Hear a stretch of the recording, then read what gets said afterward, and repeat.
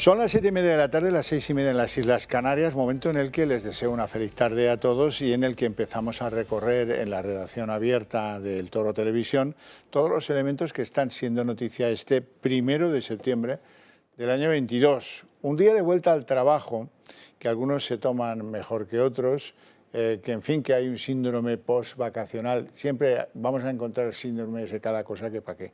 En cualquier caso, mucha gente ha vuelto hoy a trabajar y algunos han tenido ganas de hacer algún comentario. Pues la verdad que complicado, cuesta volver a arrancar, se hace muy pesado, se hace bastante eterno, la vuelta es dura, por eso empiezo en jueves. No sé, con un poquito de nostalgia. Claramente a todo el mundo le gusta estar de vacaciones, pero si estás a gusto donde trabajas, pues al final tampoco es un esfuerzo, yo creo. Yo creo que va a ser un poco duro volver a levantarme temprano, otra vez la rutina. Cuesta, no te voy a engañar, cuesta, pero bueno, ya he consultado un poco el correo para saber qué me espera y esperemos que sea leve. Hasta que no pase la semana no te acabas acostumbrando a la rutina. Bueno, pero aquí tenemos que continuar, hay que levantar este país como sea, no lo va a hacer Pedro Sánchez, eso está claro, y hoy me propongo que lo sepamos todo a propósito de las decisiones sobre el gas, del decreto sobre medidas energéticas y de algunas circunstancias sobre ese gasoducto que viene aquí Pedro Sánchez presumiendo de que ha conseguido que los franceses cambien de opinión, que está de acuerdo con el canciller alemán, pero que luego queda todo, parece que en agua de borrajas, porque los franceses no cambian de posición, los franceses siguen diciendo que no es. Tiene su sentido la posición francesa. Esto es muy largo en tiempo y muy caro en dinero, en euros, y como solución al problema que tiene Alemania, pues la verdad es que parece un poco por los pelos, ¿verdad? Bueno, vamos a hablar de todo eso con nuestro primer invitado esta tarde, don Javier Peón, que muy buenas tardes. Buenas tardes, Javier. Le asenta bien el verano, le veo. Hay que aprovechar, sí, sobre todo no da tiempo a tener síndrome post-vacacional, ya estamos al 100%. ¿Hoy es su primer día? Bueno, ha habido un previo, ¿no?, de trabajos previos, pero sí, de manera oficial, sí. Hoy a tope, ¿no? Bueno, don Javier Peón es especialista en temas energéticos y fue miembro de la Comisión Nacional de la Energía. Empezamos, si le parece bien, por la cuestión de la bajada temporal un tanto cicatera, porque, hombre, lo lógico hubiera sido decir, bueno, y esto será prorrogable mientras dure el frío, ¿no? Viene el frío, tomo medidas, bajo el IVA del 21 al 5, ya estoy en el rango de decisiones de gobiernos europeos, pero lo mío lo limito desde el 1 de octubre al 31 de diciembre. Bueno, el 1 de octubre pues encaja en ese modelo, cuestionable, pero encaja en ese modelo. Pero lo del 31 de diciembre, siendo que el invierno empieza el 21, no termina de ser. En fin, bueno, habrá que estar entonces pendiente, como pasó la primera vez con la electricidad, de si renovaban, en fin, la misma morserga. En el fondo no deja de ser un parche, ¿eh? Ahora necesito conocer su opinión, pero antes escuchemos a Pedro Sánchez en ese momento glorioso en la cadena amiga, la cadena SER, contando que cede a las exigencias que mantiene el Partido Popular desde hace 5 meses y aquí en esta mesa las hemos mantenido desde hace por lo menos 11. Pero bueno, es igual, bien está lo que bien acaba. Que el Gobierno de España va a plantear una rebaja del 21 al 5% del IVA del gas. Esto lo vamos a hacer en consonancia con la política económica que estamos desplegando desde el inicio de la crisis energética, y es rebajas fiscales selectivas en beneficio de la clase media trabajadora, al tiempo también que hacemos un reparto equitativo de los costes de la guerra. Y por eso también, con esas rebajas selectivas a, digamos, la clase media trabajadora, pues estamos planteando también impuestos a las grandes energéticas o a las grandes entidades financieras. Y esto sucede pues unos 6 meses después de que el gobierno francés bajara a 4% el IVA del gas, ¿eh? Fue el primero que lo hizo, luego lo copiaron otros muchos, nos fuimos rezagando, aquí seguía siendo el 21%. Daba la sensación que el presidente del gobierno tenía intereses en Naturgy, no se sabe muy bien por qué, pero no caía nunca el IVA, siendo que el gas, alguien va a negar que el gas es pues un bien básico de consumo de la gente, ¿no, verdad? Como no ha abierto el camino de bajar el IVA de la electricidad, ¿qué hacía que esto no se arreglase? En fin, ¿cuál es su reflexión, don Javier? Bueno, lo hemos dicho muchas veces aquí, ¿no?, en este mismo programa, ¿no?, donde existe margen realmente para una rebaja efectiva de los costes energéticos es en el esfuerzo del Gobierno por reducir gasto improductivo y devolver a la sociedad civil parte del incremento de recaudación fiscal que ha obtenido con el incremento de las bases imponibles por esos costes energéticos altos. Era de sentido común. ¿Por qué se ha venido negando el Gobierno? Pues primero porque no se ha acabado de apretar el cinturón. Ahora parece que dice querer hacerlo, habrá que ver la letra pequeña de a quienes afectará esa exención. Y porque desde el año 2019 el Gobierno realmente no quería gas. Desde el año 2019 el Gobierno quería poner todo tipo de trabas al gas. Nos deja Europa. Dejó caer el MidCat del que se habla ahora, se dejó caer como proyecto de interés común europeo en el 2019 por la inacción del Gobierno. El regulador español estuvo de acuerdo con el regulador francés en considerar que era un proyecto que no era necesario. El Gobierno, en enero de este año, todavía en enero de este año, muy recientemente, contestaba en sede parlamentaria que no era necesario el gasoducto de MidCat. La ministra Rivera, vicepresidenta tercera, pues no se preocupó demasiado por el cierre del gasoducto del Magreb. Es decir, que todas las actuaciones del Gobierno en los últimos 3 años, 4 años casi, apuntan a que el Gobierno no consideraba al gas una energía necesaria en sus planes de transición energética. Esto ha cambiado absolutamente en muy poco tiempo, pero claro, se han perdido 4 años. Entonces, ¿por qué se ha tardado tanto en retrasar esa bajada del IVA al gas? Pues porque mantenerlo alto era una manera de desincentivar su consumo y, por lo tanto, abundar en ese plan de ir abandonando el gas. Recordemos que en la taxonomía verde europea, que incorpora al gas en determinadas condiciones y a la nuclear como energía de transición necesaria para esa transición verde, pues el Gobierno de España se opuso como gato panza arriba. En el caso del gas frente a Alemania, en el caso de la nuclear frente a Francia. Entonces, ese cambio es un cambio que yo creo que va en la buena dirección, pero desgraciadamente hemos perdido 3 o 4 años. Vamos a escuchar cómo se toma Feijóo esto, como si fuera una victoria en toda regla, siendo que pues, él se abonó a la tesis de la reducción del IVA del gas bastante después de que algunos sufriéramos aquí los inconvenientes de sugerirla. En fin, insisto, bien está lo que bien acaba. Dice Feijóo algo que es absolutamente cierto. 5 meses tarde, tirados del morral, ahí va el Gobierno de España, el último de Europa. Qué pena que si lo propusimos en el mes de abril, usted haya llegado 5 meses tarde a la propuesta del Partido Popular. Y lo que tenemos que decir es, aunque sea a rastras, y aunque sea después de insultarnos y de descalificarnos, le agradecemos que nos haya hecho caso en algo. Y la tercera que podemos decir es, oiga, ¿para algo va a servir la comparecencia en el Senado?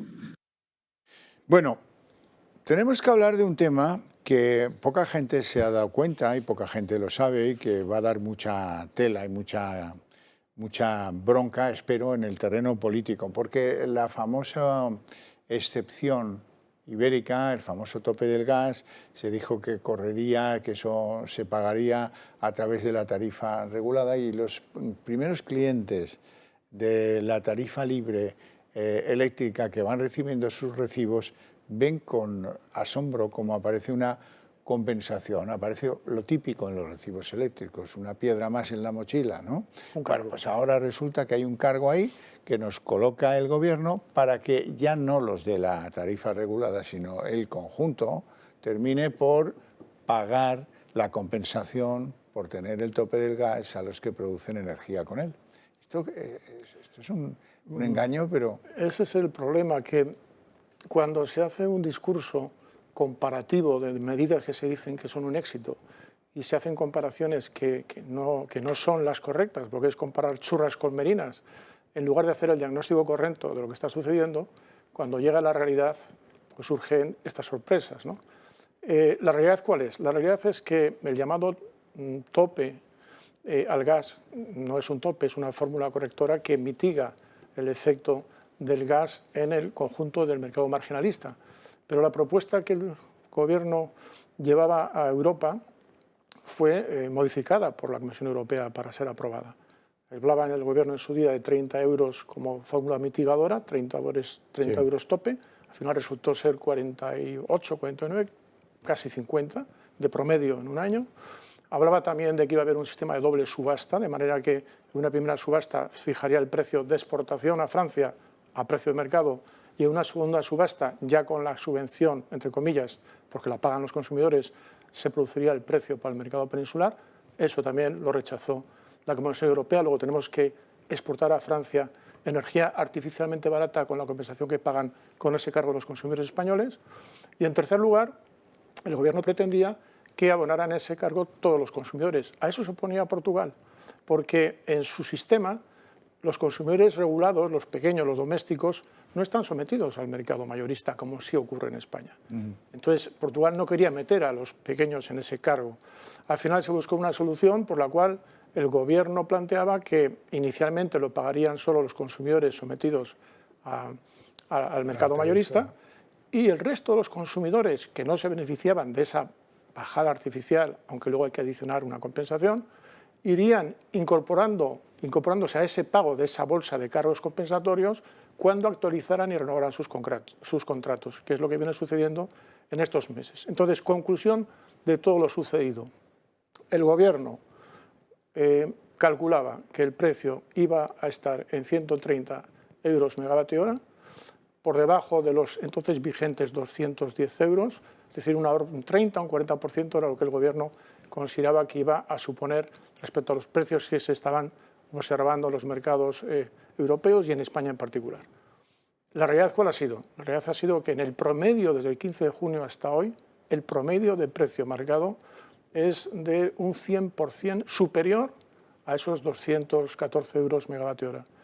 Y es el cargo por compensación supone ya prácticamente el 50% de esa factura. Es decir, el fracaso para el objetivo que se perseguía es absoluto.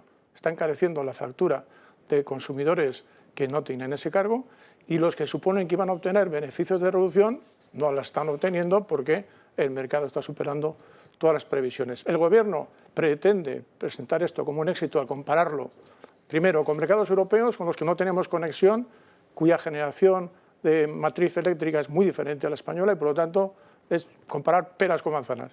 Y, en segundo lugar, pretendiendo, como alternativa, compararlo con el precio que hubiera resultado de no hacer nada. Pero es que eso es tan absurdo como si se dijera que la comparación debe ser con el precio de haber hecho lo correcto.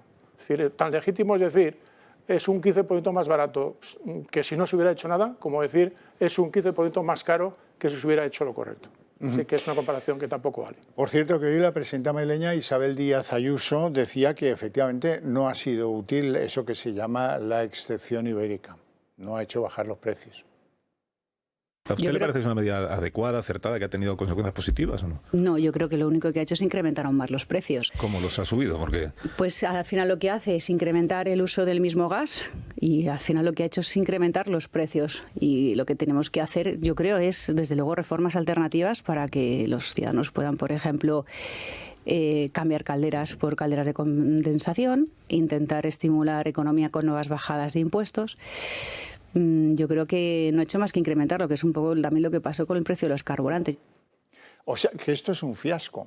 Esto es un fiasco, se mire como se mire. Y, bueno, encima tenemos que soportar a Félix Bolaños. Europa sigue los pasos de España. España va a la cabeza de las decisiones que cambiarán el mundo. Van a extender el tope del gas al conjunto europeo. No sé cómo lo harán, pero desde luego aquí las consecuencias de eso han sido negativas para los consumidores españoles. Sépanlo y empiecen a procesarlo porque si no, nos van a comer el coco. Como lo del MidCat, el gasoducto catalán. Que no quería hacer Teresa Rivera bajo ninguna circunstancia antes de las dificultades y del que tiene la cara dura de darle la vuelta al tema como si fuera un calcetín y ahora venir a presumir de que esto va a ser la salvación de Alemania, que gracias a España y su capacidad gasista destrozada por esa locura de regalarle el Sáhara a Marruecos en plena crisis ya de la guerra de Ucrania. Bueno, pues ahora vienen y nos dicen que esto es maravilloso, que, en fin, van a vencer al francés entre Olaf Scholz y Sánchez, porque la idea es fantástica. Y hoy le ha faltado, bueno, es verdad que el ministro económico francés, que se llama Le Maire, dudó. Dijo, hombre, si lo piden dos socios y amigos, podíamos reestudiarlo, a ver qué. pero hoy ha sido muy contundente la ministra de Industria francesa, que dice, oiga, mire, no lo hemos pensado, esto es muy caro, esto tarda mucho y esto no compensa. A lo mejor es que, don Javier, los franceses llevan otros planes bajo la manga. A lo mejor es que los franceses, que ya han firmado un acuerdo bastante bueno con Argelia de suministro de gas, están pensando que esto lo pueden hacer ellos desde Marsella sin ningún problema. Pues probablemente, porque ahora se hablaría efectivamente de las capacidades de la red gasista española y de las ventajas estratégicas que nos puede otorgar, no solo para suministrar gas a Europa, sino como infraestructuras de transición al hidrógeno verde. Yo creo que en este mismo programa también he llegado a decir en alguna ocasión que yo participaba de ese diagnóstico, que además es mérito del primer gobierno del Partido Popular cuando diseñó la legislación y la primera planificación. Bienvenida sea esa rectificación también del gobierno actual. Lo que ocurre es que cuando se va perdiendo el tiempo y se va perdiendo el posicionamiento, todo se hace más difícil. Es decir, el MidCat, con una España que ya hubiera avanzado en 3 años esa construcción, con una España que mantuviera su alianza estratégica con el gas argelino en condiciones ventajosas por ducto directamente a la península, por 2 ductos, sin dar espacio a Italia o a Francia que pugnan por ese gas argelino, pues sería más viable que las condiciones actuales, que en donde España ha perdido esa posición de aliado preferente de Argelia, en beneficio de Italia, en beneficio de Francia, si puede efectivamente hacerse ese hueco, porque al final los países defienden sus intereses nacionales. Y esa política del gobierno español de deslegitimar cualquier interés que no coincida con el del gobierno de España o del señor Sánchez es un poco infantil. O sea, Francia no deja de ser europeísta por poner pegas al MidCat, porque quiere considerar sus intereses industriales, la generación nuclear o la posibilidad de construir plantas regasificadoras aprovechando el gas argelino que empieza a desviarse hacia otros lugares de Europa en perjuicio de España. Lo que hace es defender, lógicamente, sus intereses. Y Alemania no deja de defender sus intereses nacionales cuando reclama esfuerzos de recorte de gas a toda Europa. Y no por eso la ministra Rivera tiene que poner pie en pared diciendo que no se le ocurra pedir esfuerzos de ahorro de gas a España porque España ha hecho sus deberes para el día siguiente decir que es un éxito que el recorte solo tenga que ser del 7%. Es decir, hay que respetar que en una sociedad democrática hay intereses en conflicto, legítimos, y la responsabilidad de un gobierno es buscar la forma de conciliarlos, buscar espacios de cooperación, de acuerdo con las empresas, con los agentes sociales, con la oposición y en el contexto geopolítico con los países con los que tenemos que conciliar intereses por intereses estratégicos comunes. Hay incluso intereses nefastos, intereses oscuros, intereses contrarios al bienestar de un determinado país. Lo digo porque en Alemania han detenido a 2 muy altos cargos del Ministerio de Energía porque han llegado a comprobar que cobraban de Rusia y actuaban con arreglo a los planes que les dictaba Rusia. Bueno, pues nada, vamos viendo. Por otra parte, luego les tengo que contar lo que les pasa a los oligarcas de las energías en Rusia que no están de acuerdo con Putin, que de repente les ha dado por tirarse de las ventanas más altas de los hospitales de Moscú. Hoy ha sido el caso del presidente de Lukoil. Bueno, luego hablamos de eso. Don Javier, por no entretenerle, vamos a hablar de... Resulta que Ursula von der Leyen dice que convoca reuniones de suma urgencia, creo que para el día 9, en las que se va a hablar de medidas para contener los precios eléctricos. Muy bien. La pregunta es, ¿hasta dónde pueden llegar esas medidas que va a tomar Europa desde su punto de vista? Parece que podría perfectamente meterse mano al sistema de fijación de precios para que no paguemos toda la vaca a precio de solomillo, por ejemplo. Parece que podría haber un sistema de compras conjuntas que imitase lo de las vacunas. En esto está muy contenta Teresa Rivera, debe ser que es idea suya.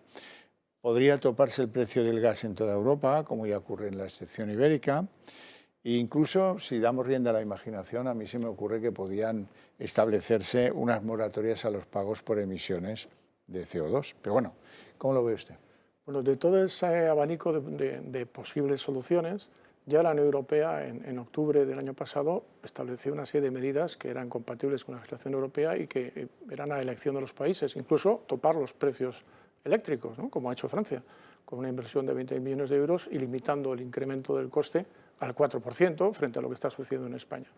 Pero lo que yo, sinceramente, no veo es que se vaya a poder extender, como parece que propaga el Gobierno, que se vaya a extender a toda Europa el mecanismo que tenemos en España, por una sencilla razón, porque es un mecanismo que privilegia a una tecnología concreta, en este caso la térmica del gas y carbón, y que al privilegiar una tecnología concreta está discriminando a las demás. Y en otros mercados europeos donde el matriz de generación sea distinto al español, no les va a gustar que se ayude a tecnologías que en el fondo compiten con su matriz y que se produzcan interacciones entre fronteras con mucha más conexión que la que tenemos en España con Francia, que distorsione por completo sus mercados. Es muy complicado. Ahora, el resto de medidas, tampoco hay que sorprendernos. En España, la ley del sistema eléctrico del año 1997 ya contempla en el artículo 7 la posibilidad de establecer precios regulados en casos de emergencia. Es decir, no es una cuestión que deba escandalizar a nadie el hecho de que en situaciones de emergencia y de posible escasez de suministro el regulador tenga que intervenir y establecer mecanismos de control que son perfectamente legítimos porque se produce un fallo de mercado. Lo que ocurre es que tiene que hacerse de manera eficiente y no con soluciones que acaben complicando más la situación y produciendo efectos contraproducentes, como por ejemplo, en el caso de nuestro mecanismo de tope al gas, induciendo un consumo desaforado de gas, incrementando la generación con ciclo combinado, destruyendo la generación de cogeneración más eficiente porque no tiene esa prima que sí tienen los ciclos combinados y, en definitiva, incrementando el consumo de gas cuando está pidiendo en toda Europa que debamos reducirlo. Mi última cuestión, el decreto de ahorro energético. Ayer nos comentaban aquí, nos ampliaban la noticia de por qué consideraba Vox que había que llevarlo al Constitucional. Bueno, con independencia de eso, hay cosas en ese decreto que son absolutamente lesivas de algunos sectores, los que producen electricidad fundamentalmente, pero no solo. ¿Y qué nos puede comentar de ese decreto de medidas? Es sorprendente porque efectivamente introduce un racionamiento al sector privado, en este caso establecimientos comerciales, que tienen que tener unas obligaciones de climatización determinadas.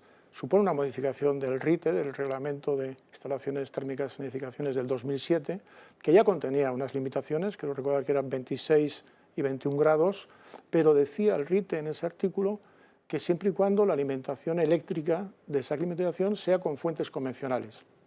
El Real Decreto Ley 14/2022 no hace ninguna referencia a esa distinción. O sea, pareciera que no importa cuál sea la naturaleza de la generación eléctrica. Por ejemplo, una placa solar, pues ¿en qué ahorra gas la climatización reducida en un sistema que está alimentado por una placa solar y que no consume gas? No tiene mucho sentido. Pero es que incluso el Real Decreto Ley, cuando habla del sistema de cierre de puertas, expresamente dice cualquiera que sea la naturaleza renovable o no de la alimentación del sistema. Es decir, claramente el Gobierno se está despreocupando de que el suministro eléctrico, porque se está ahorrando con esos requisitos restrictivos de climatización, escaparates, etcétera, sea de naturaleza renovable o no. Luego eso hace pensar que quizás el auténtico objetivo del Gobierno no sea reducir el consumo de gas, sino reducir la demanda eléctrica. ¿Por qué? Porque al reducir la demanda eléctrica esperan reducir el precio y esperan reducir el impacto en la inflación. Y además esta sospecha se agrava o se consolida cuando uno comprueba que las medidas no van hasta el 31 de marzo del año que viene, como pretende la Unión Europea y pide la Unión Europea, sino que se extienden hasta el 31 de octubre del 2023. O sea, muchos meses más de los que supondría ese plan de ahorro para pasar el invierno europeo y que uno no acaba de encontrar explicación más allá de este objetivo de reducir la inflación a toda costa, reduciendo manu militari la demanda eléctrica. Don Javier Peón, siempre muy ilustrativos sus comentarios. Creo que hemos avanzado en el conocimiento de una materia compleja, lo es evidente, yo creo que hasta usted lo admite. Sí. Le agradezco mucho su visita y espero verle pronto. Muchísimas gracias. Vamos nosotros a seguir porque quiero que vean cómo septiembre empieza con la luz más cara de la historia. Y en los carburantes está pasando una cosa muy curiosa. Repuntan. Han pasado el mes de agosto muy tranquilos, más bien bajando en precios, empiezan a repuntar y además el diésel ya es más caro que la gasolina. Vean. Comienza la peor cuesta de septiembre marcada por la inflación. La factura de la luz con precios desorbitados y la vuelta al cole obligan a las familias a hacer malabares con su economía. Hoy el precio de la luz se sitúa casi en los 460 € el megavatio hora, dejando la factura por las nubes y convirtiendo agosto en el mes más caro de la historia. Y atención, porque no solo sube el precio de la luz. Esta semana ponemos fin también a la tendencia bajista del precio de los carburantes, que había dado un pequeño respiro a los conductores y ahora ha recuperado subidas con un repunte del 3,63%, situándose el precio del diésel por encima del precio de la gasolina. Por ejemplo, llenar ahora un depósito medio de 55 litros con gasolina cuesta cerca de 88 € frente a los 93 que se pagan si se utiliza el gasóleo. España es la economía que registra la mayor inflación de toda la zona euro, superando incluso los 2 dígitos y situándose en el 10,4%, la mayor en la que se encuentra sumergida nuestro país en 38 años. La subida es tan alta que ha provocado que los trabajadores asuman una pérdida de poder adquisitivo de 1.360 € de media al año. Y como todo apunta a que los españoles nos enfrentamos a un invierno incierto y complicado, no nos queda más remedio que buscar alternativas. En pleno mes de agosto se ha disparado la compra de leña y chimeneas. Una subida generalizada que ahoga a la vuelta de las vacaciones de las familias, que no solo reciben una factura de la luz que ha duplicado su importe, sino que se enfrentan a una cesta de la compra más cara que nunca y a un precio de los carburantes que vuelven a subir y nos enfrenta a un otoño muy oscuro.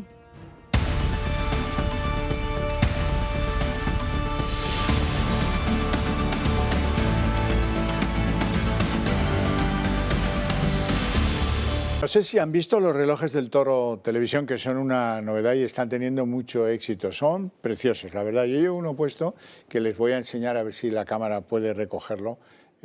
Bueno, ahí está. Pueden elegir entre esferas de color azul o negra y además les tengo que contar que llevan el logo del Toro Televisión en la esfera, en la parte trasera y en la corona. Estos relojes se pueden sumergir hasta 100 metros, tienen garantía de 2 años y ahora viene lo mejor. Los pueden adquirir tan solo llamando o enviando un correo electrónico a Club de Amigos, así es que más fácil imposible. Recuperamos la información del tema energético con una cosa interesante que es más política que energética, pero bueno, cuando hace 6 meses Putin inicia la invasión de Ucrania, algunos presidentes de las principales compañías rusas que venden cosas al exterior, sea pues, petróleo, como es el caso que nos ocupa, o sea gas, o sea, en fin, lo que sea, algunos se mostraron contrarios a esa decisión de invasión de Putin sobre Ucrania. Es el caso del presidente de Lukoil. El hombre lo van a ver a continuación, siempre estuvo en contra de la guerra, hizo declaraciones a ese respecto y fue ingresado en un hospital en Moscú, del hospital clínico, en el que bueno, le trataban de ayudar a superar una dolencia cardíaca. De repente, Ravil Maganov, que es como se llama, ha fallecido al caer por la ventana del 6º piso del Hospital Clínico Central de Moscú. Esto es un poco sospechoso, ¿verdad? Sobre todo porque se trata del 8º oligarca de compañías de estas pseudoestatales o mega privadas y con participación de oligarcas, bueno, que se suicida o que muere en extrañas circunstancias desde que empezó la guerra. Así es el mundo de Putin en Rusia, ¿qué quieren que les diga? Por cierto, hoy hay un tema en la sociedad española muy controvertido, que es el juicio contra el asesino de Marta Calvo, ya saben, en Valencia.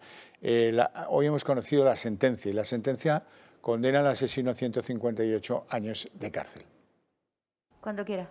La Audiencia Provincial de Valencia ha condenado a penas que suman 158 años y 11 meses de prisión a Jorge Ignacio Palma, al que un jurado popular declaró el pasado mes de julio culpable de asesinar a 3 mujeres e intentarlo con otras 6 en encuentros sexuales en los que empleaba grandes cantidades de cocaína de gran pureza y llegaba a intoxicar a sus víctimas. Las 3 personas asesinadas fueron Arliene Ramos, Lady Marcela Vargas y Marta Calvo. Esta última dio nombre al caso cuando su rastro se perdió en noviembre de 2019 en una casa alquilada por el acusado en la población valenciana de Manuel. La sentencia de la audiencia, que aplica el veredicto emitido por un jurado popular, fija indemnizaciones por un total de 640.000 euros a favor de las víctimas o sus familiares. El jurado declaró a Jorge Ignacio Palma, de 40 años, culpable de la muerte de las 3 mujeres citadas y además de 6 tentativas de asesinato y de un delito de abusos sexuales a 10 prostitutas, cometidos todos ellos en Valencia entre marzo y noviembre de 2019. Bueno, y hoy están todos muy contentos porque hace 2 meses lo prometió Sánchez, finalmente hoy se ha hecho realidad, hoy han empezado a funcionar los abonos gratuitos de Renfe prometidos por el Gobierno. Día 1 de septiembre comienza la reducción del abono transporte en las ciudades españolas. Algunas, como Madrid o Barcelona, están al 50%, otras entre el 30 y el 40%. Pero, ¿cómo ha afectado esta medida? ¿Muchas colas? ¿Más gente en los vagones? Vamos a verlo. Estamos esperando un poco a que nos den la tarjeta de abono, que sí que hay un poco de cola, la verdad. Sí, hay mucha más gente que en agosto. Hombre, más gente, desde luego. Primer día de descuentos en la Comunidad de Madrid. La gente aprovecha y, en consecuencia, los vagones más llenos. Iba a reventar los trenes, vamos, que no era normal. Un poco más de gente sí se ve. Una bonificación que ya empieza a tener sus problemas, como un incremento en la demanda. Y es que Renfe ya advirtió la semana pasada: es mejor esperarse unos días que hacer colas. Hay gente que ha esperado mucho tiempo para conseguir recargar el abono. Pues sí, hay mucha gente. Habrá que esperar cola. Donde sí he notado más gente ha sido temprano esta mañana en los dispensadores de Atocha. Algunos no podían reservar su abono por internet a las 12 de la noche y han tenido que pegarse el madrugón antes de ir a trabajar. Ahí vengo por una incidencia. Por una incidencia porque no ha funcionado bien ni el descuento ni la tarjeta. El QR no se me abría del móvil, o sea que yo ya pagué al banco y hoy por la mañana no pude. Me tocó comprar el viaje de venida. Esta ayuda se aplica solo en abonos. En billetes sencillos no hay ningún descuento. Que pagamos 3 euros ahora, no hemos notado. No hay descuento. Además, el Gobierno ha implantado una medida para adquirir el abono de cercanías. Aunque sea gratuito, es necesario depositar una fianza de 10 euros y en los de media distancia de 20. Este dinero se devolverá cuando acabe el servicio gratuito el próximo 31 de diciembre. En Madrid, los ciudadanos se lamentan porque, aunque el cercanías sea gratuito, el metro y los autobuses son de pago. Por ello, muy poca gente puede ir gratis. Con esta medida se pretende que usemos menos el coche y más el transporte público. Veremos qué repercusión tiene en estos 4 meses. Por de pronto, el primer día deja vagones llenos y largas colas.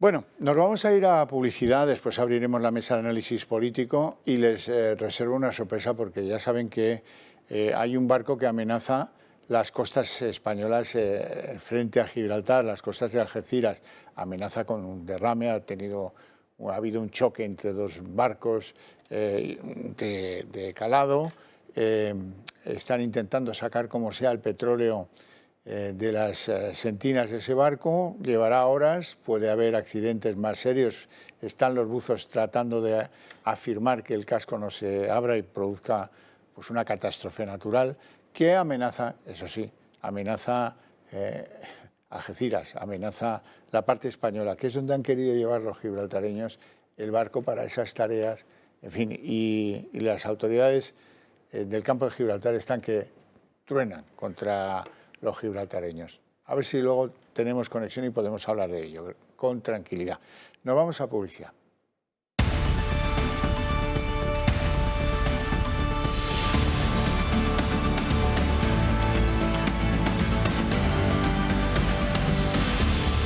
Bueno, son las 8 y 7 jóvenes minutos, momento en el que abrimos la mesa de análisis político con un invitado, el otro está por llegar, don Paco Álvarez. ¿Cómo estamos? Muy buenas, pues muy contento de estar aquí otra vez con vosotros. Geógrafo, historiador, divulgador de la herencia de Roma.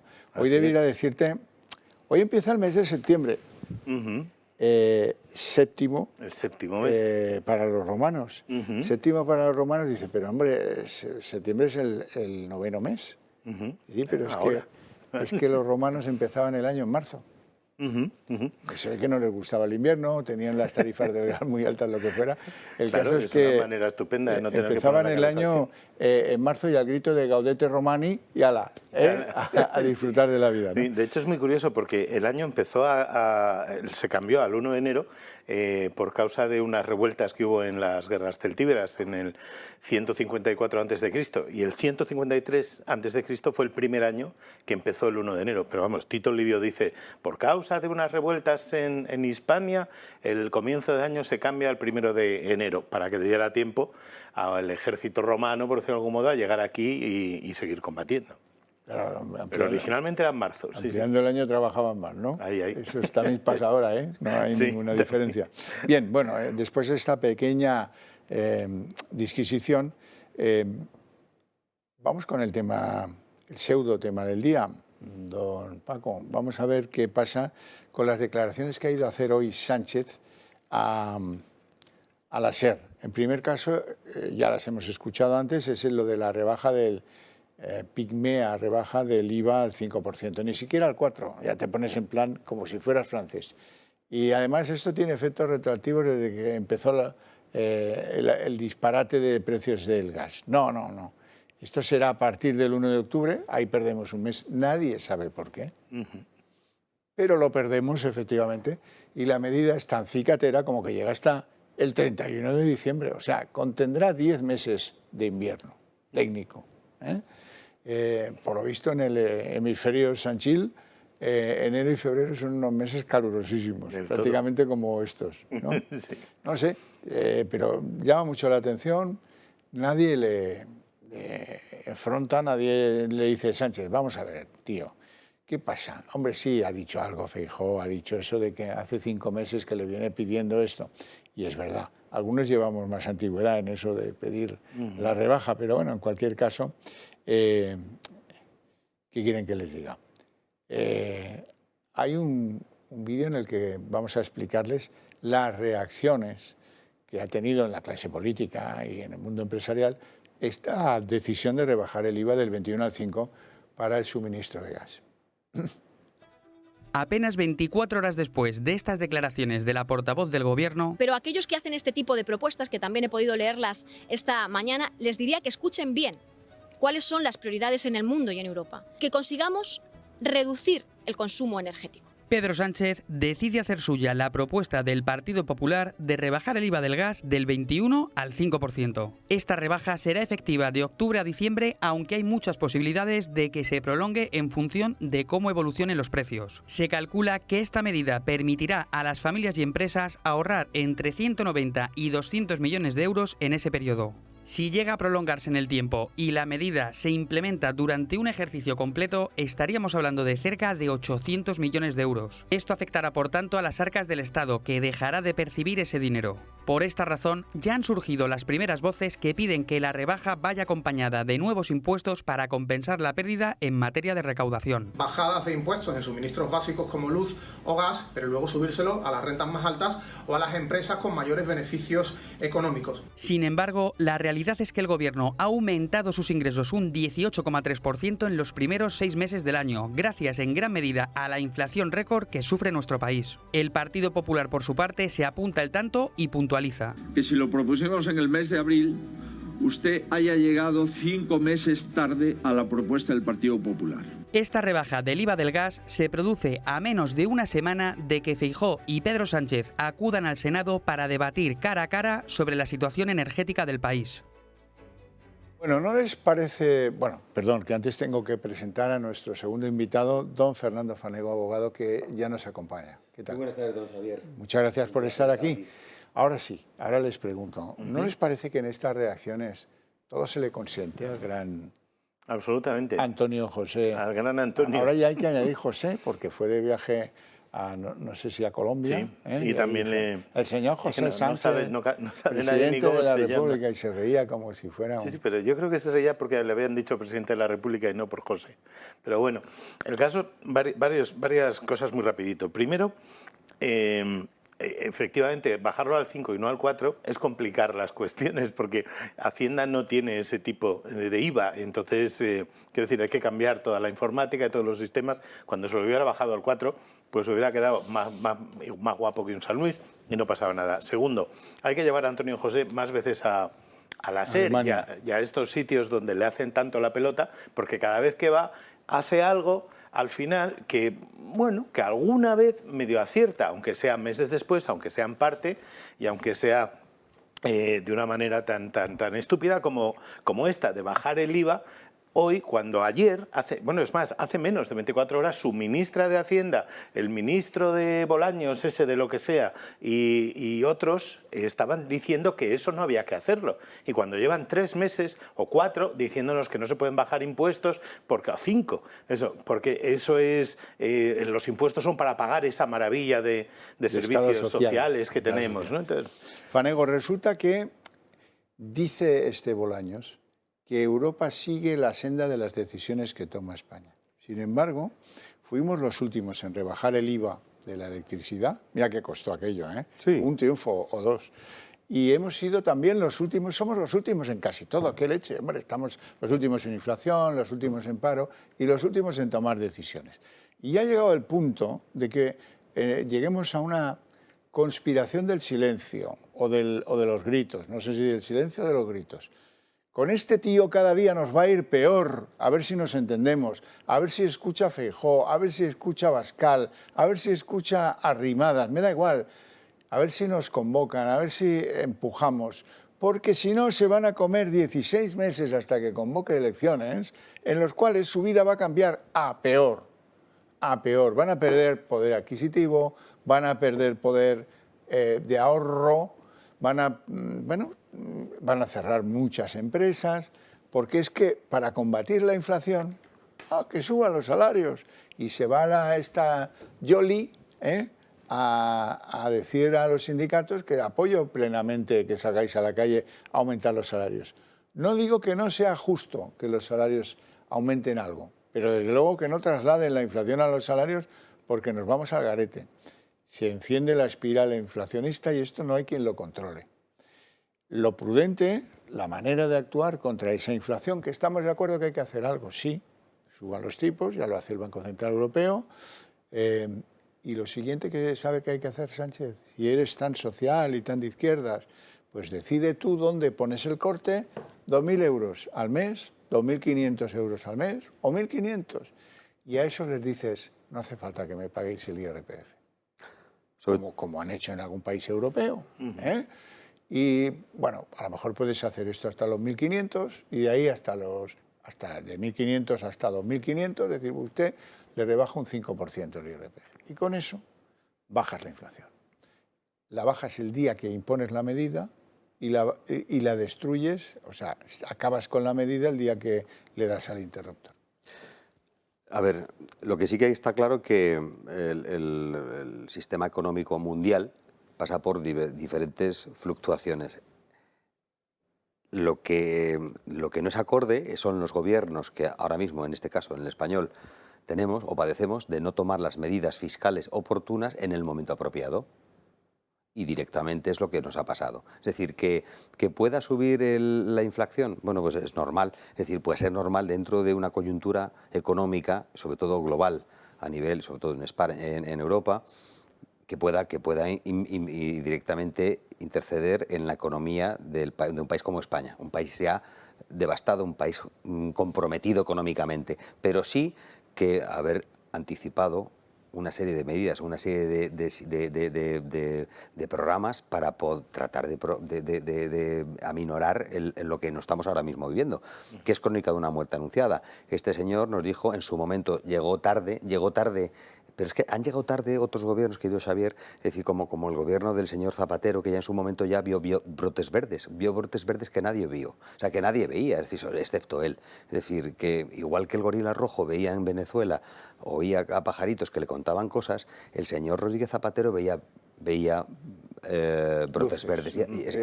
Este señor pues nos está llevando, y de hecho estamos fruto de su desgobierno en una situación caótica, ya no en el orden social, sino en el orden económico, que afecta globalmente a todo el mundo, yo creo, por la situación que hay. Pero aquí mucho más, pero a perro flaco todo se vuelven pulgas. Cuando uno toma, lo decía el otro día el ministro de Economía francés, que se llama Bruno Le Maire, cuando uno toma decisiones malas, las acaba pagando. Y además se burlaba de España cara a cara. Decía, Francia el aumento del recibo de la luz 4%, en España el 80%.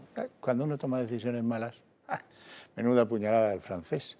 Por cierto, les he prometido información directa y puntual de un buen amigo, le tengo por buen amigo y le admiro mucho como político, el alcalde de Algeciras, don José Ignacio Landaluce. Muy buenas tardes, alcalde. Gracias por atendernos. Buenas tardes.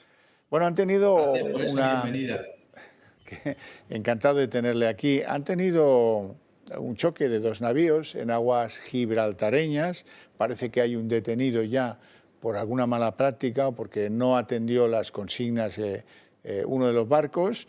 ¿Qué consecuencias va a traer esto para Algeciras y su área de influencia? Vale.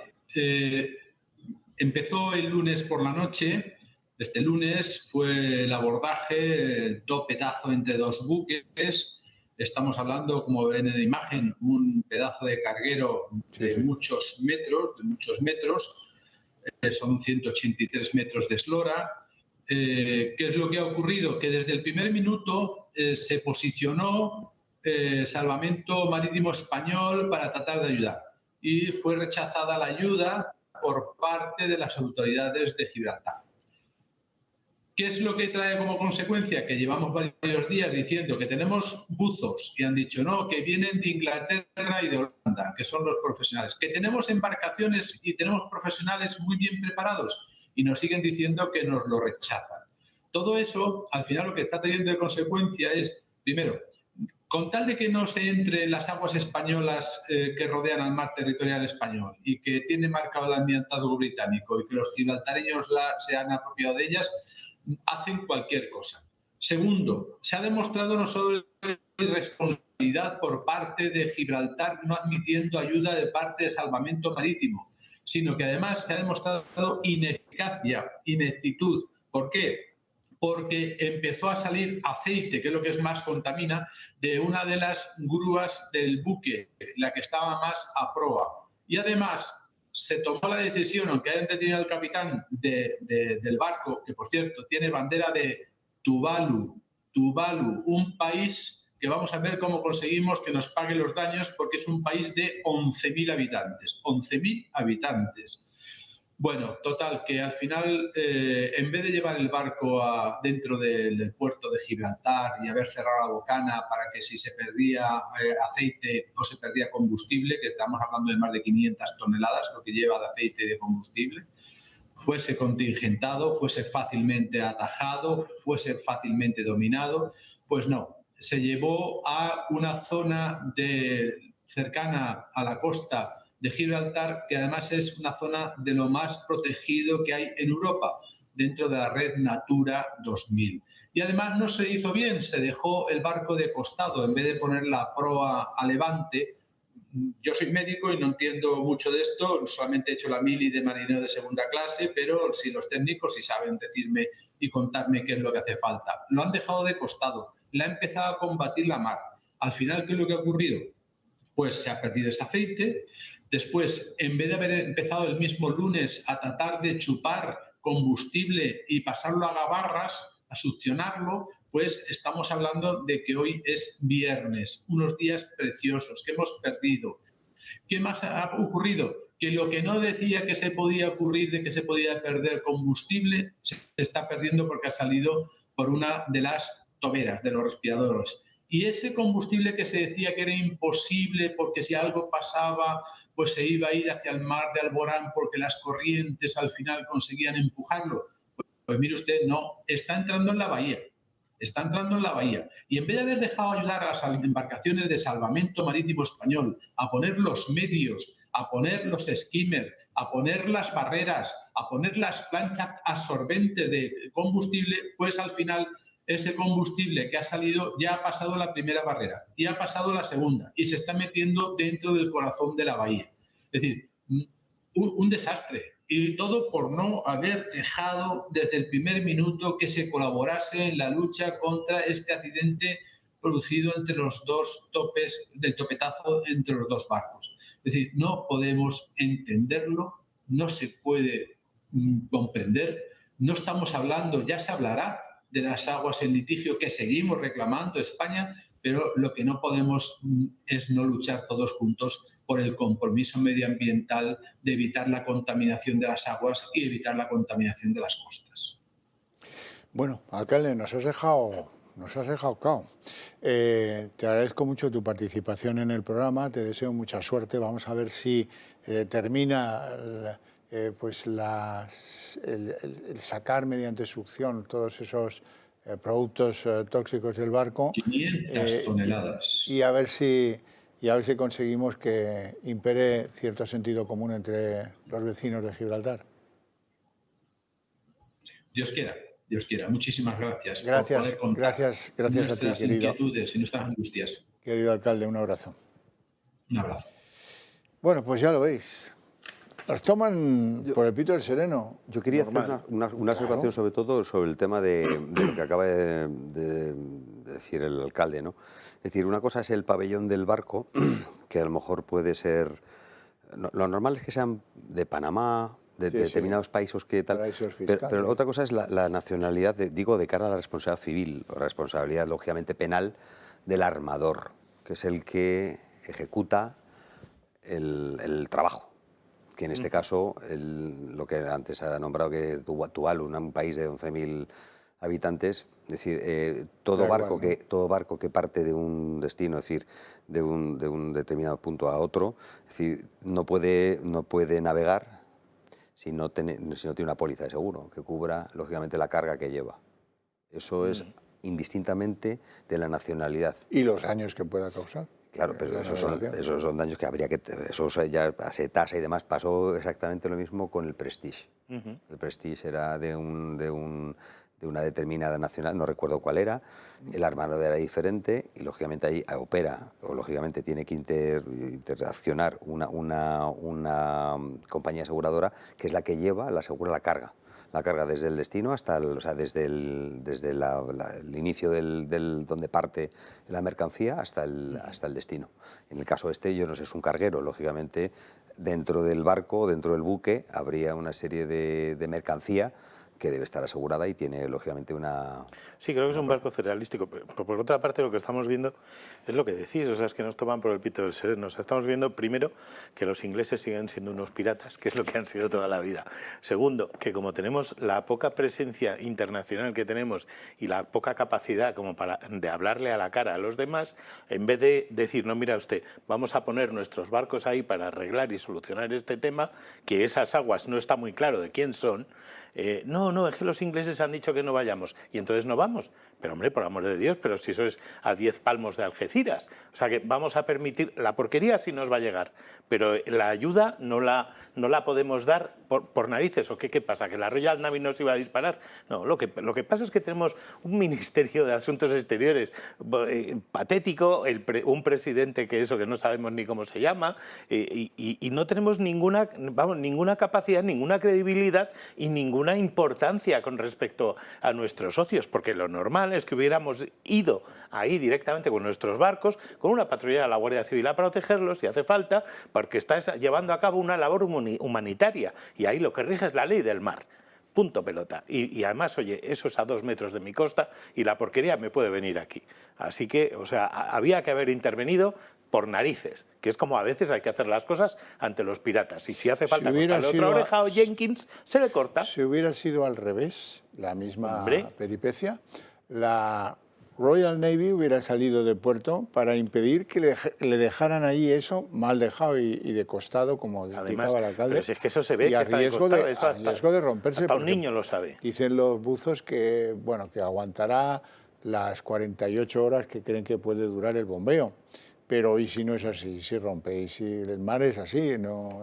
Sobre todo lo execrable que tenemos que padecer un gobierno progresista sobre el tema de política exterior, que hablaba antes. Es decir, me gustaría ver, ya no solo habéis comentado el tema de la Royal Navy, es que directamente, si nos hubiera pasado en Marruecos, ya tuvimos con el Banco de Pesca durante mucho tiempo, es decir, cuáles son las aguas jurisdiccionales. Es decir, ya lo hemos vivido con el tema de la prospección de crudo en la zona de Canarias, del Zomicán, porque, a ver, el pozo que en su momento pertenecía o no pertenecía, la clase política decide que nosotros tenemos que padecer en este santo país cuando gobierna un país, un ministro, o sea, y luego un detalle gobierno progresista. En Antena 3, en Radio Televisión Española y en otras cadenas como La Sexta han dicho que la cantidad de combustible eran 460 litros o 450. Lo han dicho y se han quedado tan a gusto. Con pajita. Eso quiere decir, 450 litros es menos de lo que cabe en una piscina cuatro pequeña, gibraltareños que no les dejan tomar el gin tonic de cada tarde y con una pajita se lo llevan a casa. Claro, no hay o sea que por lo menos, claro, porque así como que se minimiza, ¿no? Son 450, claro, te pones a calcular 450 litros, a ver si una bañera son 100 litros, esos son 5 bañeras, pues tampoco es tanto. Entonces, pues yo creo que no cabría, lógicamente, el combustible de un carguero como de esas dimensiones que se ven en la pantalla en este estudio, ni en 3 estudios como este. Es decir, para poder navegar de una parte, me imagino que sería, pues lógicamente, pero vuelvo a insistir y vuelvo a incidir, que es que el problema no está en dónde pasa o dónde ocurre, sino de la responsabilidad que tienen nuestros políticos en actuar cuando ocurren siniestros como este. Es decir, de no tomar la determinación. En su momento se hizo en otras situaciones y en otros hechos completamente diferentes que no vienen al caso, pero se tomó una determinación directa e inminente. Y nos acordamos de la isla en la que fue tomada por ciertos, bueno, pues no sé si eran cabreros o tal, marroquíes, que estuvieron ahí. Sí. Exactamente. Con lo cual Fernando, te apelo a tu buena memoria, proverbial buena memoria, porque hoy ha fallecido, esta misma tarde, a primera hora de la tarde, ha fallecido un personaje siniestro, el garbanzo negro de la judicatura española, Luis Pascual Estivill. Era un juez de Barcelona que Pujol encumbró al Consejo General del Poder Judicial después de una trayectoria muy oblicua en el mundo judicial. Había llegado a él como cuarto turno, se dedicaba antes de ser juez al mundo de los concursos de acreedores, subastas, esas cosas. Ahí hizo un capitalito y esto de la pasta le interesaba mucho. Y ya como juez se dedicaba al siguiente negocio. Metía en el trullo a personas donde él sabía que detrás había pasta para ir aumentando su preocupación hasta generarles una orquitis global a las compañías importantes, empresarios de primer nivel, de grupos importantísimos, da igual. De Banesto, por ejemplo, de La Estrella Seguros o de tantos y tantos, bueno, Nutrispa, fíjense. Los del Colacao también. Bueno, y entonces les enviaba un propio que les decía, oye, ¿tú quieres que tu hermano, tu padre, tu marido acabe siendo dejado en libertad? Sí. Pues mira, este es el número de cuenta en Suiza donde tienes que hacer un ingreso de 50 millones de pesetas, por ejemplo, o de 100, depende del caso. Se hacía el ingreso y el tío salía. Esto, que fue una práctica muy continuada y bastante conocida en determinados medios en Barcelona, pues fuimos muy pocos periodistas los que la denunciamos. Y él nos atizó todo lo que pudo, con demandas, querellas, en Madrid, en Barcelona. A mí me llegó a poner una en Santiago de Compostela. Claro, el tío las escribía, no tenía problema, era entonces ya vocal del Consejo del Poder Judicial, porque así lo quiso, la convergencia de Pujol, por algún favor que naturalmente le debían, no tengo la menor duda. Bueno, este hombre al final conseguimos, unos y otros, que el Supremo le condenara como juez prevaricador y en consecuencia le separasen de la carrera judicial. Una vez separado de la carrera judicial, tuvo más denunciantes, se engrosó su causa y terminó ingresando en la cárcel. Ingresó en la cárcel, no estuvo mucho tiempo, pero ingresó en la cárcel. Y desde entonces lleva ese poco honroso título de garbanzo negro de la historia judicial de nuestro país. Y no solo de la judicial, porque era además un mentiroso patológico que perdió a su abogado porque le trataba de convencer de algo que no era cierto. Es que yo soy médico y te aconsejo sobre tus problemas estomacales, el delirio más tal. Bueno, pues que nos lo podíamos haber ahorrado a este pájaro, ¿verdad? Pues sí. Vale. Vamos a un conflicto, a lo que acabará siendo un conflicto, espero, entre la esencia pacifista de Podemos y la esencia menos pacifista de Pedro Sánchez. Él se ha comprometido con sus nuevos amiguitos europeos a que contribuirá a los gastos de defensa, con los amiguitos de la OTAN, ¿no? Bien. Y a Podemos eso no le gusta nada. Entonces, hay un día que dicen que sí, otro día que dicen que no, y tal. Y hoy la entrevista amiga de la cadena SER, en esto, pues así como debe estar la mujer esta en Barceló, entre medio cuerpo en Podemos y medio cuerpo en el PSOE, pues eso la devora. Y le ha preguntado directamente. Y ha obtenido la respuesta. Habrá aumento de gastos de defensa, le guste o lo diga o le parezca como quiera a Podemos. Escuchemos a Sánchez. Sí lo habrá, ese será el planteamiento que haremos. La vicepresidenta segunda del Gobierno de España, en fin, siempre me preguntan, como es evidente, por esta primera experiencia que tenemos democrática del Gobierno de coalición. Yo creo que, en fin, está siendo y es leal con la línea argumental del Gobierno de España. Claro, comentaba aquí don Fernando Fanego entre bambalinas, sí, pero esto no habrá ruptura porque ¿dónde va a ir Podemos? ¿Dónde va a estar mejor que dónde está? Bueno, pues cuanto más callado mejor, es decir, cuanto menos se le oiga mejor, pero sí que es sobre todo casual que en esta época en la que está ocurriendo lo que está ocurriendo económicamente, se apruebe ahora el incremento en gasto en defensa, cuando ya se venía demandando y requiriendo mucho antes. Es decir, es casualidad, es decir, ¿cuándo mayor peligro tiene ahora mismo en España no existe ahora mismo un peligro inminente que tengamos como en su momento cuando empezó o estalló la guerra, en este caso la invasión de Rusia a Ucrania, es decir, que sí que había posibilidad de se movilizaron muchas tropas en Europa y demás, pero ahora mismo no existe. Se venía demandando desde hace muchos años, querido don Javier, es decir, la necesidad de nuestras Fuerzas Armadas tener por lo menos lo mínimo posible, ya no solo en armamento puntero, que España es un país productor de primer orden en balística, en determinados productos armamentísticos, incluso hasta en la construcción de buques de guerra. Es decir, muy potente tenemos en el norte de España, en Coruña. Pero en este sentido decir que sí que había que dar una cobertura necesaria, decir, porque lleva muchísimo. Pero ya no solo en el área, en el caso en este que estamos hablando del tema del ejército, que era necesario incrementar lo que se destine a las Fuerzas Armadas, sino también en otras áreas. Pero esto ahora mismo quizá se ha aprobado porque es necesario. ¿Podemos dónde está? ¿Podemos qué va a decir sobre una cosa que siempre ha renegado de ella y cuando le ha convenido ha usado de ella?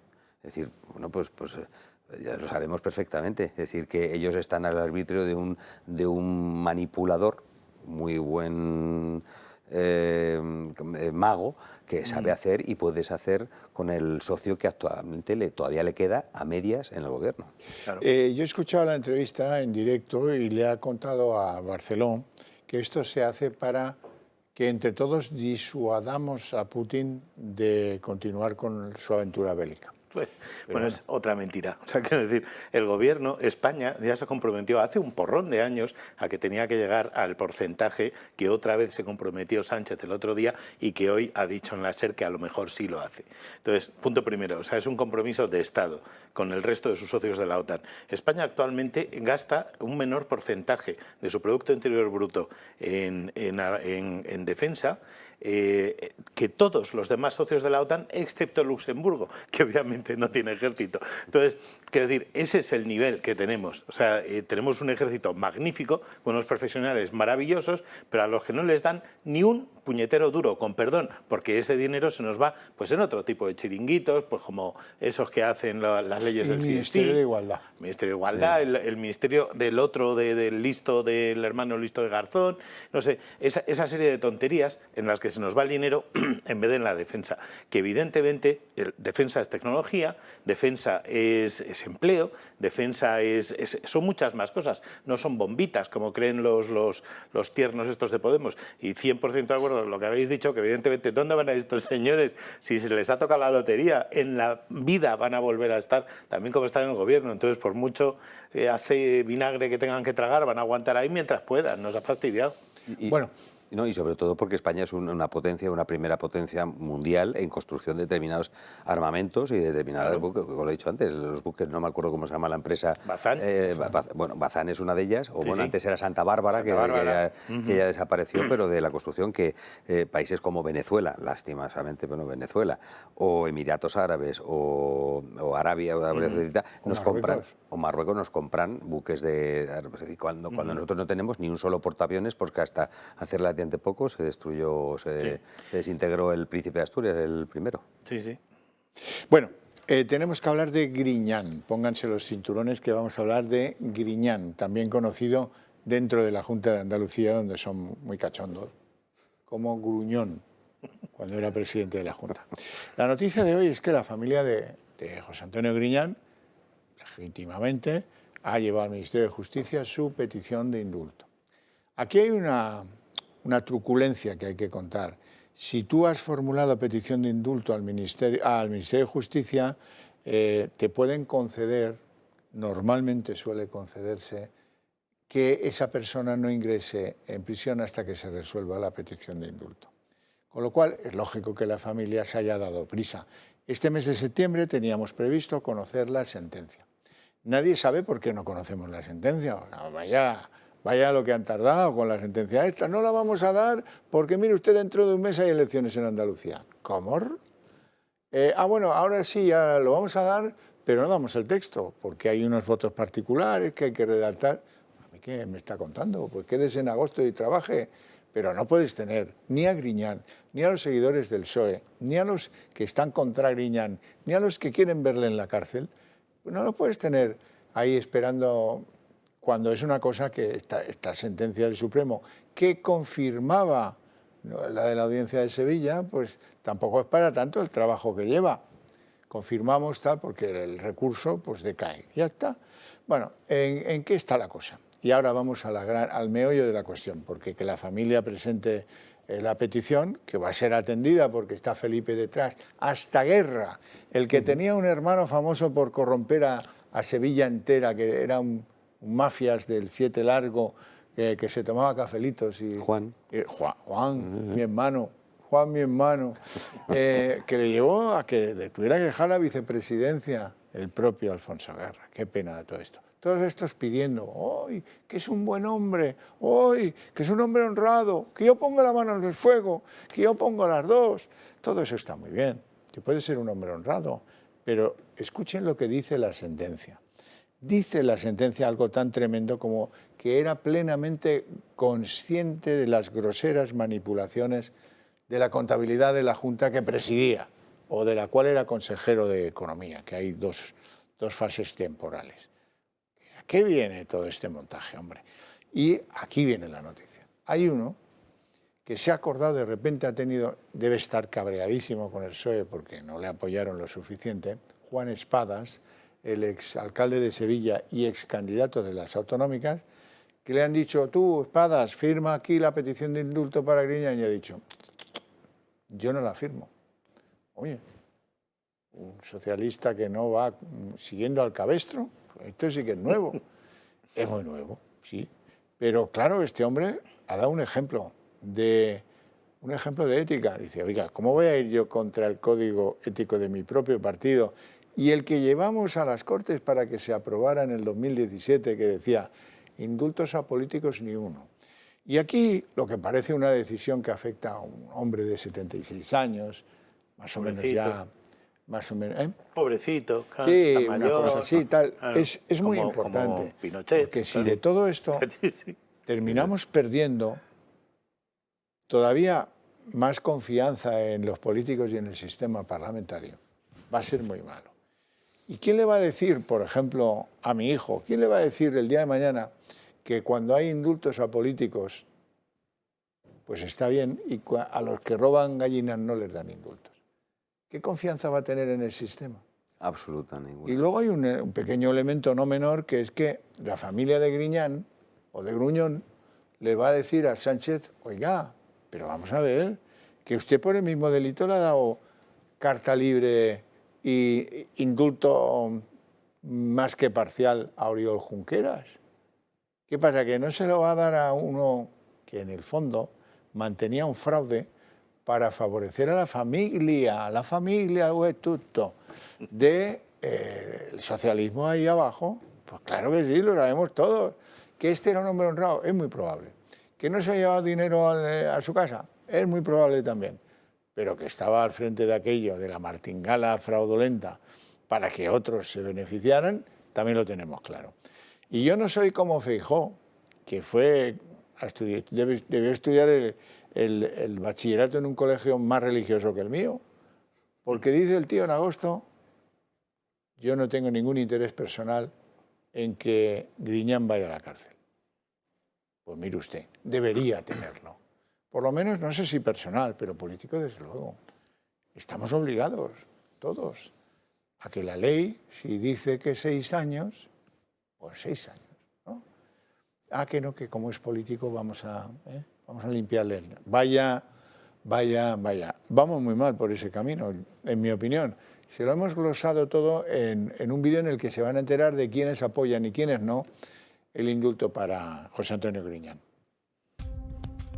El Partido Socialista no quiere asumir responsabilidades por el mayor caso de corrupción de la historia de España. Sí, más de 600 millones de euros de dinero público robado a los españoles por el caso ERE. Pues bien, ahora la esposa y los hijos del expresidente de la Junta de Andalucía, José Antonio Griñán, condenado a 6 años de prisión, han registrado en el Ministerio de Justicia la petición de indulto por razones de humanidad y equidad. Y no han sido los únicos, ya que muchos socialistas con un nombre significativo dentro de la política española han apoyado al partícipe del robo firmando la petición de su indulto. A esta lista se suman expresidentes del gobierno como Zapatero o Felipe González, una decisión que no sorprende ya que lo llevan defendiendo desde hace tiempo. Orgullo de todos los presidentes y presidentas, orgullo de Escuredo, orgullo de Manolo Chávez, orgullo de Griñán, orgullo de Pepote Rodríguez La Borbolla, orgullo de Susana Díaz, orgullo. También se ha pronunciado a favor la expresidente de la Junta de Andalucía, Susana Díaz, asegurando que es un hombre honesto y honrado. Y otro que no ha fallado ha sido Alfonso Guerra, el exvicepresidente del Gobierno y exvicesecretario general del Partido Socialista. Y un grupo de amigos ha pensado que estaría bueno hacer un listado de personas que apoyan eso, no solicitan el indulto, que lo apoyan. Y yo he dado mi conformidad a que esté, por lo cual ya la opinión está bien clara. En ese documento estará mi firma.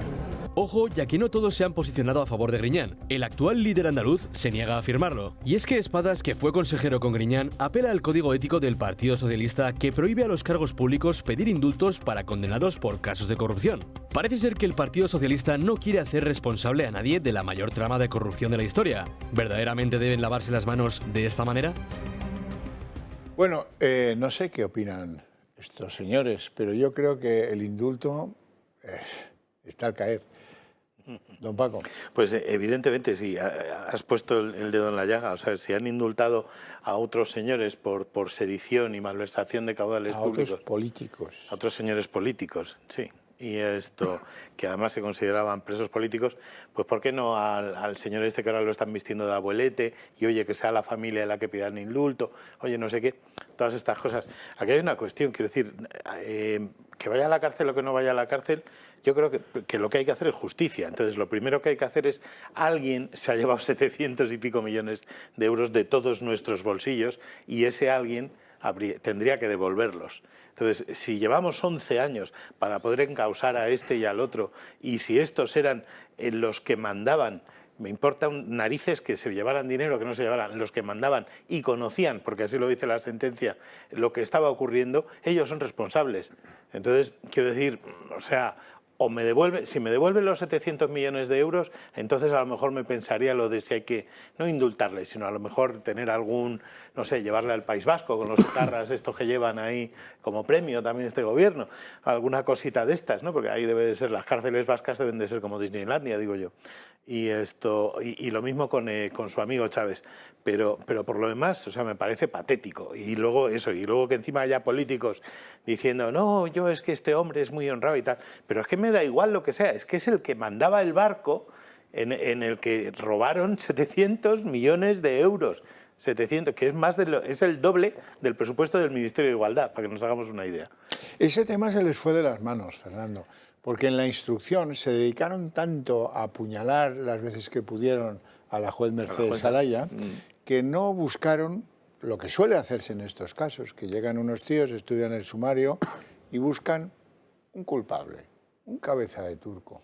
Importante, mano en tropo, que no sea el top, que no sea el presidente de, en este caso de Andalucía, y lo fue del PSOE. Pues bueno, pues buscar, yo qué sé, el consejero, el otro, él no sabía, aparecen unos documentos que exoneran de responsabilidad. Estas cosas hay especialistas que las hacen fenomenal, luego cobran algo, ¿eh? Creo que no son baratos. Pero bueno, en este caso se pasaron de confianza.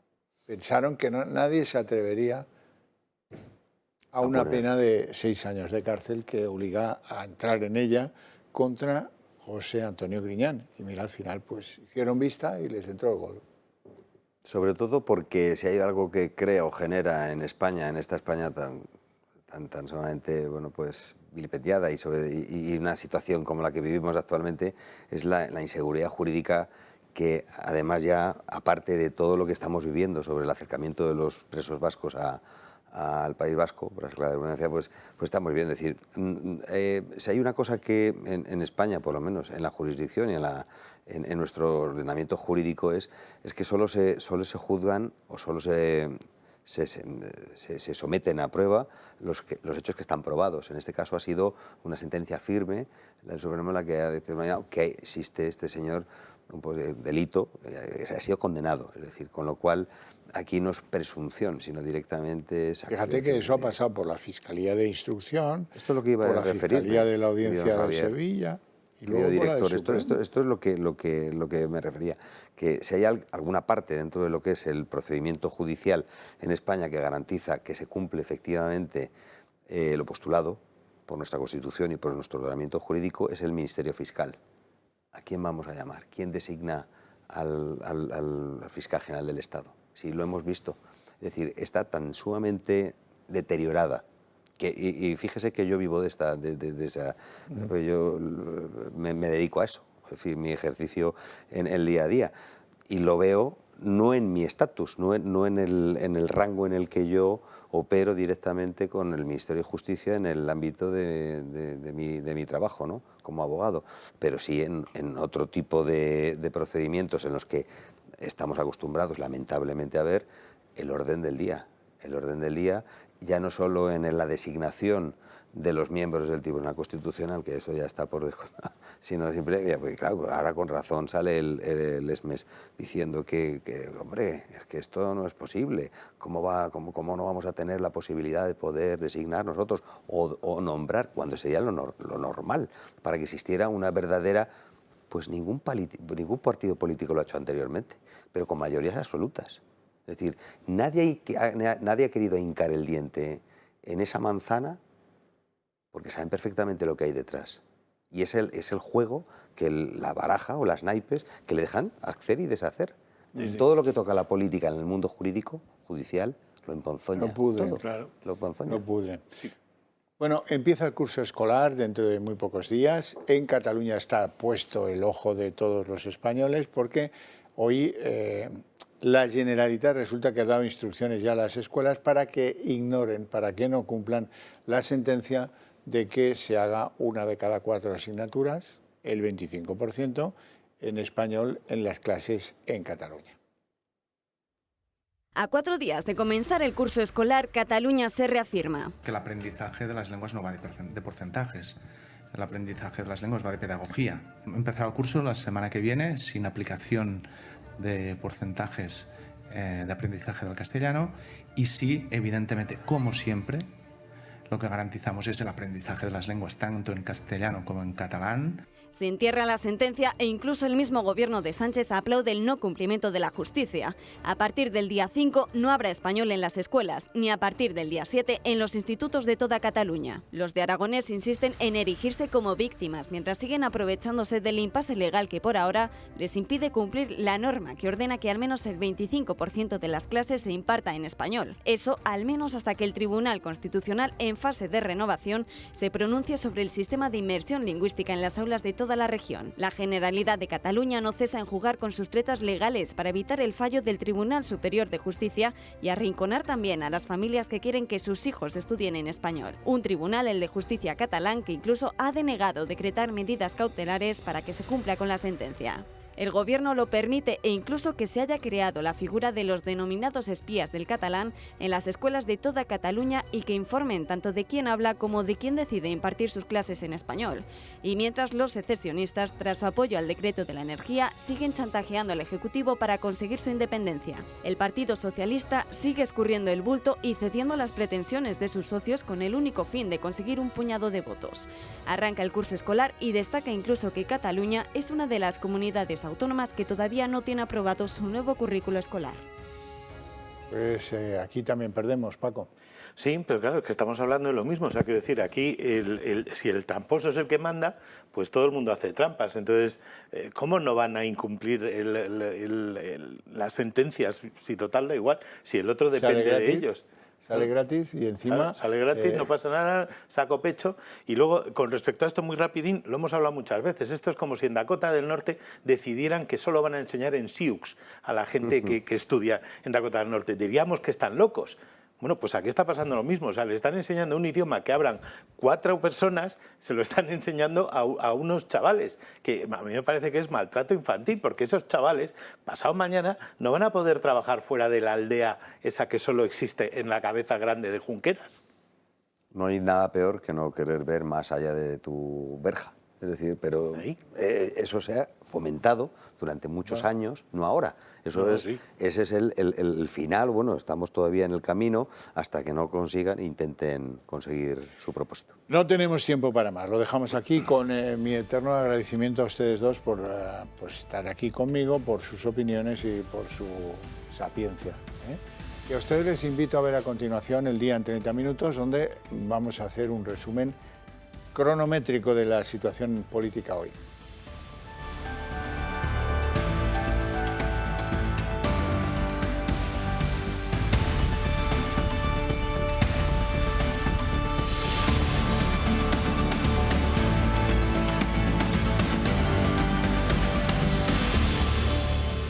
El día en 30 minutos. Bueno, hoy hay una circunstancia muy curiosa. La sentencia que condena a José Antonio Griñán, a Manuel Chávez y a muchos otros dirigentes de la Junta de Andalucía por el caso de las ERES todavía no se conoce. Se conoce sí la petición de pena para cada uno de ellos, pero pues, los datos muy interesantes con votos particulares todavía no se conocen. Sin embargo, la familia de José Antonio Griñán ha decidido presentar hoy ante el Ministerio de Justicia la petición de indulto para el expresidente de la Junta de Andalucía por los delitos de malversación y de prevaricación que se le imputan en esta sentencia.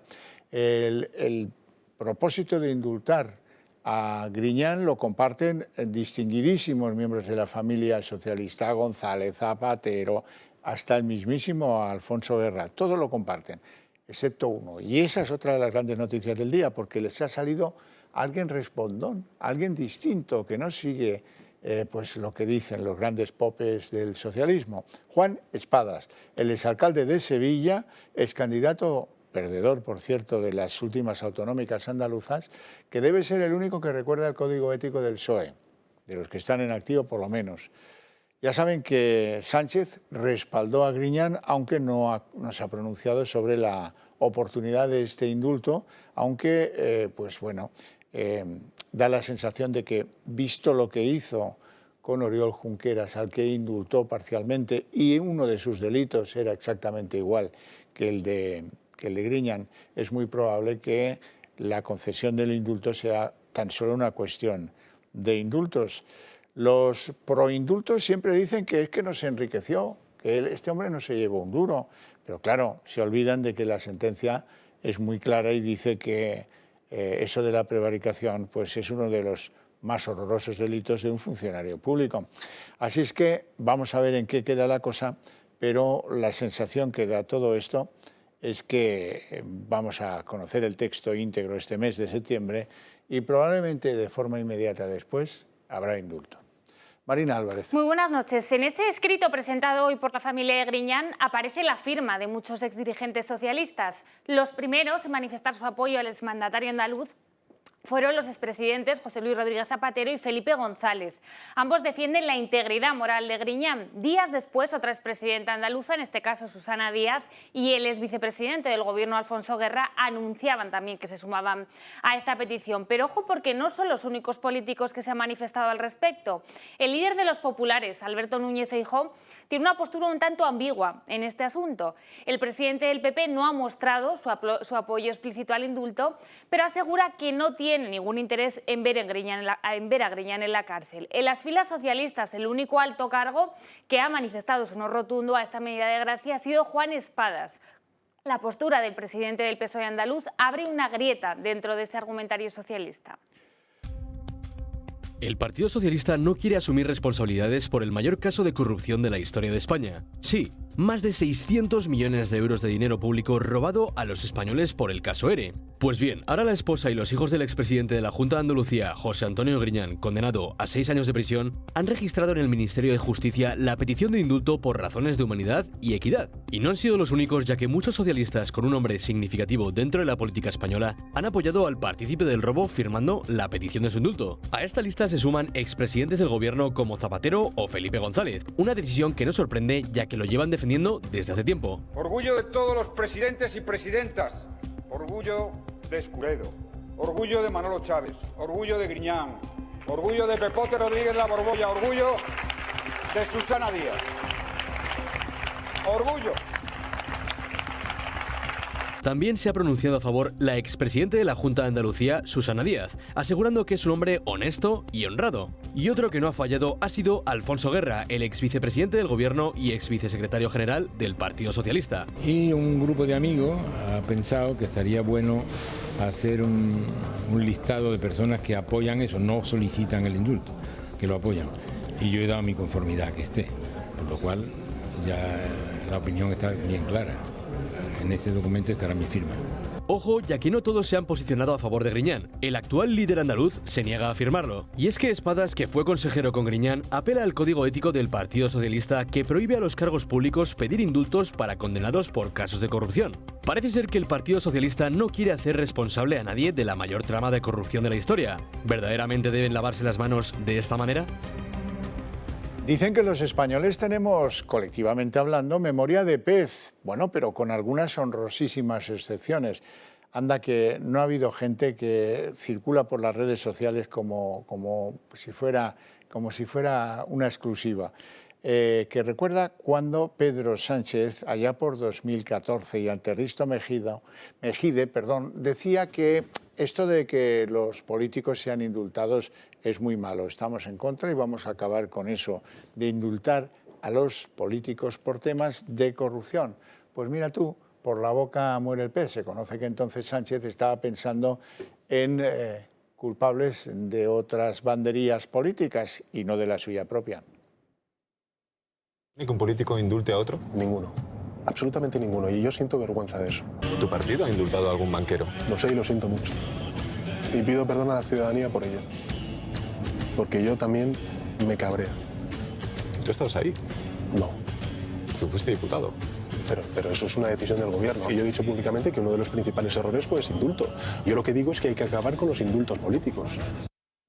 Cuando el Supremo confirmó la sentencia de la Audiencia de Sevilla, que a la vez hacía bueno el criterio del juzgado de instrucción y condenaba al expresidente de la Junta y también del PSOE, José Antonio Griñán, a 6 años de cárcel por prevaricación y malversación, los socialistas salieron en tromba a defenderlo. Pongo la mano al fuego. Es un hombre honrado, no se ha llevado un euro. En fin, ya saben todo eso que hemos venido oyendo durante semanas.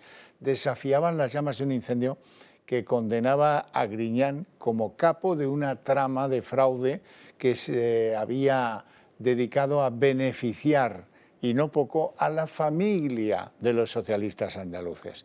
Lo que defienden ahora Felipe González y Zapatero, hasta el lenguaraz Alfonso Guerra, cuyo hermano, por cierto, era el tío más golfo de Sevilla con sus famosos cafelitos, todo eso es también bastante fraudulento para la sociedad española. Solo un socialista, solo ha habido uno, Juan Espadas, que ha demostrado cierta dignidad y no seguir al cabestro. Es el único que no olvida el código ético de su propio partido. La familia ya ha presentado la petición, eso pues, se entiende que es una sensación familiar respetable, pero dárselo va a ser un reto porque va a ser muy difícil que los ciudadanos mantengamos cierto respeto a nuestra clase política. La familia argumenta todo esto porque es un hombre de 76 años que creen que debe ser indultado porque has tenido un comportamiento ético anterior, por razones de edad, etcétera, y sobre todo porque con esa petición ya en marcha es muy probable que eso invalide su entrada en prisión, así que sea publicada la sentencia, así que vale la pena el intento. Bueno, y este agosto la luz ha estado más cara que nunca y septiembre no se presenta mucho más halagüeño. Hoy los carburantes vuelven a subir después de semanas de bajadas y el diésel vuelve a ser más caro que la gasolina.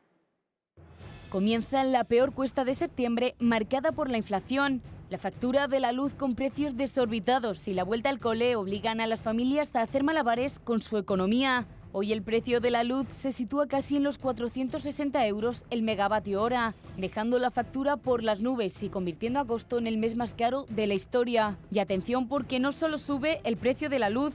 Esta semana ponemos fin también a la tendencia bajista del precio de los carburantes, que había dado un pequeño respiro a los conductores y ahora ha recuperado subidas con un repunte del 3,63%, situándose el precio del diésel por encima del precio de la gasolina. Por ejemplo, llenar ahora un depósito medio de 55 litros con gasolina cuesta cerca de 88 euros, frente a los 93 que se pagan si se utiliza el gasóleo. España es la economía que registra la mayor inflación de toda la zona euro, superando incluso los 2 dígitos y situándose en el 10,4%, la mayor en la que se encuentra sumergida nuestro país en 38 años. La subida es tan alta que ha provocado que los trabajadores asuman una pérdida de poder adquisitivo de 1.360 euros de media al año. Y como todo apunta a que los españoles nos enfrentamos a un invierno incierto y complicado, no nos queda más remedio que buscar alternativas. En pleno mes de agosto se ha disparado la compra de leña y chimeneas. Una subida generalizada que ahoga a la vuelta de las vacaciones de las familias, que no solo reciben una factura de la luz que ha duplicado su importe, sino que se enfrentan a una cesta de la compra más cara que nunca y a un precio de los carburantes que vuelven a subir y nos enfrenta a un otoño muy oscuro.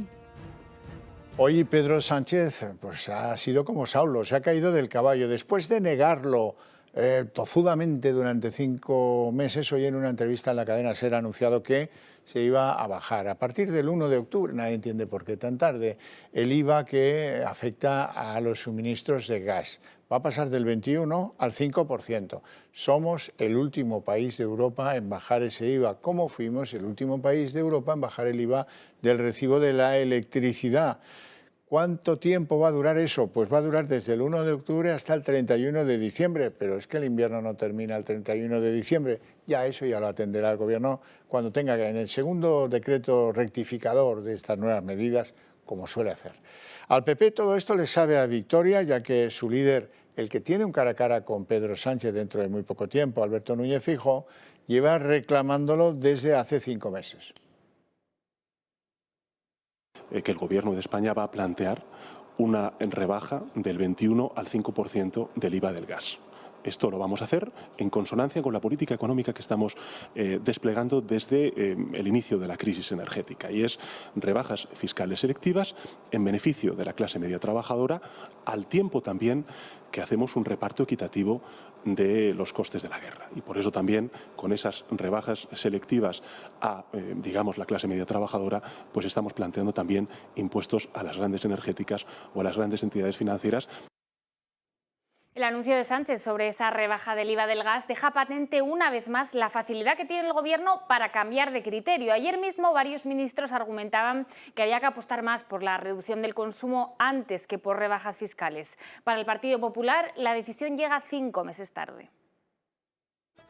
Apenas 24 horas después de estas declaraciones de la portavoz del Gobierno... Pero aquellos que hacen este tipo de propuestas, que también he podido leerlas esta mañana, les diría que escuchen bien cuáles son las prioridades en el mundo y en Europa. Que consigamos reducir el consumo energético. Pedro Sánchez decide hacer suya la propuesta del Partido Popular de rebajar el IVA del gas del 21 al 5%. Esta rebaja será efectiva de octubre a diciembre, aunque hay muchas posibilidades de que se prolongue en función de cómo evolucionen los precios. Se calcula que esta medida permitirá a las familias y empresas ahorrar entre 190 y 200 millones de euros en ese periodo. Si llega a prolongarse en el tiempo y la medida se implementa durante un ejercicio completo, estaríamos hablando de cerca de 800 millones de euros. Esto afectará, por tanto, a las arcas del Estado, que dejará de percibir ese dinero. Por esta razón, ya han surgido las primeras voces que piden que la rebaja vaya acompañada de nuevos impuestos para compensar la pérdida en materia de recaudación. Bajadas de impuestos en suministros básicos como luz o gas, pero luego subírselo a las rentas más altas o a las empresas con mayores beneficios económicos. Sin embargo, la realidad es que el Gobierno ha aumentado sus ingresos un 18,3% en los primeros 6 meses del año, gracias en gran medida a la inflación récord que sufre nuestro país. El Partido Popular, por su parte, se apunta el tanto y puntualiza. Que si lo propusimos en el mes de abril, usted haya llegado 5 meses tarde a la propuesta del Partido Popular. Esta rebaja del IVA del gas se produce a menos de una semana de que Feijóo y Pedro Sánchez acudan al Senado para debatir cara a cara sobre la situación energética del país. Hablemos del famoso gasoducto que tiene que llevar el gas desde España hasta Alemania. Y bueno, eso ha sufrido una derrota bastante espectacular hoy, porque la ministra de Transición Ecológica, Agnès Pannier, acaba de decir que no, que ese gasoducto no responde al problema que tiene Alemania con su gas, que llegaría muy tarde y que sería muy caro. Así es que me parece que este va a ser otro fracaso de Pedro Sánchez. Bueno, y en Página Nacional, hoy Pedro Sánchez ha zanjado la polémica sobre la postura del Gobierno en el aumento del gasto en defensa. El presidente ha confirmado que los próximos presupuestos sí que van a incluir este desembolso, después de que la vicepresidenta Yolanda Díaz sembrara la duda, asegurando que no estaban incluidos en el techo de gasto. Sí lo habrá, ese será el planteamiento que haremos. La vicepresidenta segunda del Gobierno de España, en fin, siempre me preguntan, como es evidente, por esta primera experiencia que tenemos democrática del Gobierno de coalición. Yo creo que, en fin, está siendo y es leal con la línea argumental del Gobierno de España. Bueno, y precisamente la vicepresidenta Yolanda Díaz ha retomado hoy su proyecto político en su tierra natal, en Galicia. Díaz ha visitado hoy la Sierra Ocourel, en Lugo, una zona, por cierto, muy afectada por los incendios de este verano. La ministra de Trabajo ha aprovechado para reclamar más ayudas para el mundo rural y ha vuelto a manifestar su apoyo a los sindicatos en la cuestión del salario mínimo. Que vuelvan a la mesa de la que se han levantado desde el 5 de mayo. Creo que esto es fundamental. Y vuelvo a decirles que los sindicatos tienen razón y están defendiendo el interés general.